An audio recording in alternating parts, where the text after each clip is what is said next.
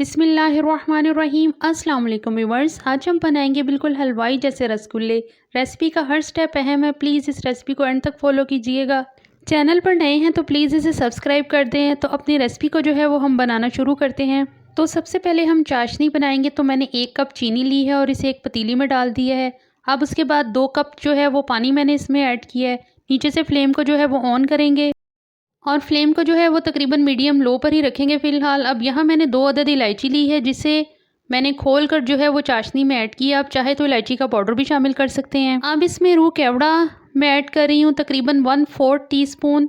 इससे ये होगा कि हमारी मिठाई में जो खुशबू आएगी वो बिल्कुल ऐसे ही होगा जैसे कि हम हलवाई से मिठाई लें, तो वैसी ही खुशबू इसमें आएगी। अब यहाँ मैंने सिरका लिया है तकरीबन, ये भी मैं 1/4 टीस्पून के बराबर इसमें ऐड कर रही हूँ। और ये क्यों ऐड करेंगे, क्योंकि जो हमारी चाशनी है वो जमेगी नहीं ठंडे होने के बाद। आप चाहें तो इसमें लेमन जूस भी ऐड कर सकते हैं।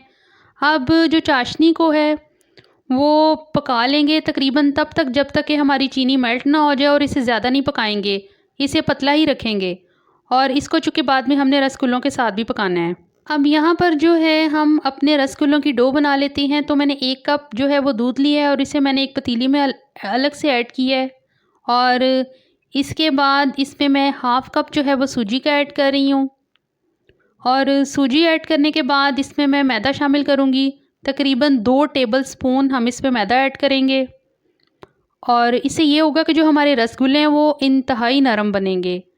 तो ये मैंने मैदा इसमें ऐड कर दिया है और नीचे से फ्लेम को जो है वो बिल्कुल लो पे करेंगे और इसे यूं चम्मच हिलाते हुए पकाएंगे तकरीबन तब तक जब तक कि जो हमारी डो है वो पतीली को छोड़ ना दे, यानी कि जो वो जब पतीली से अलग हो जाएगी तो तब हम इसको जो है वो कुक करना बंद कर देंगे। अब तकरीबन 5 मिनट हो गए हैं मुझे इसे पकाते हुए को।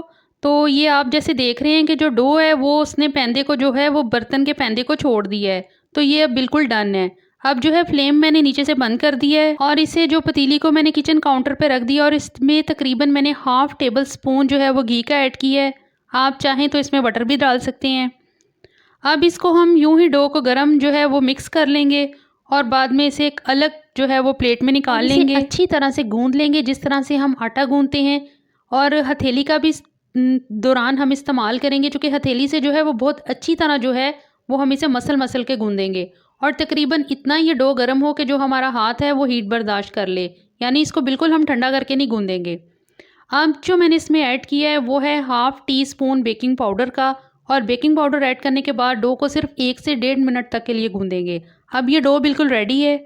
अब हम जो है इसके रसगुल्ले बनाना शुरू करते हैं। हाथों को मैंने ग्रीस कर लिया है और यूँ मैंने डो का एक छोटा सा पेड़ा लेकर इसे हाथों की मदद से यूँ एक क्रैक फ्री बॉल बना लिया है। और ये बहुत आसानी से बन जाता है, क्योंकि अगर डो को बहुत अच्छी तरह गूंदा हो तो फिर जो हमारा रसगुल्ला है वो कभी भी क्रैक वाला नहीं बनेगा, यानी क्रैक फ्री बनेगा। तो अब जो रसगुल्ले मैंने बाकी के भी बना लिए थे, अब जो है मैंने चाशनी के नीचे से फ्लेम को फिर से ऑन कर दिया है और सारे रसगुल्ले मैंने एक एक करके इसमें डाल दिए हैं। अब यहाँ ये करेंगे कि जो कवर है इसके ऊपर ढक्कन लगा देंगे और नीचे से फ्लेम को जो है वो मीडियम पर ले आएंगे और इसे अच्छी तरह से जो है वो 5 से 6 मिनट तक हम रसगुल्लों को इस चाशनी के अंदर पकाएंगे। इससे ये होगा कि रसगुल्लों का जो है वो कच्चापन भी दूर हो जाएगा और ये फूलते भी हैं। और ये देख रहे हैं कि आप ये अपने साइज़ से डबल हो गए हैं। अब जो हमारे रसगुल्ले बिल्कुल रेडी हैं, इन्हें ठंडा करेंगे और एक बाउल में निकाल लेंगे।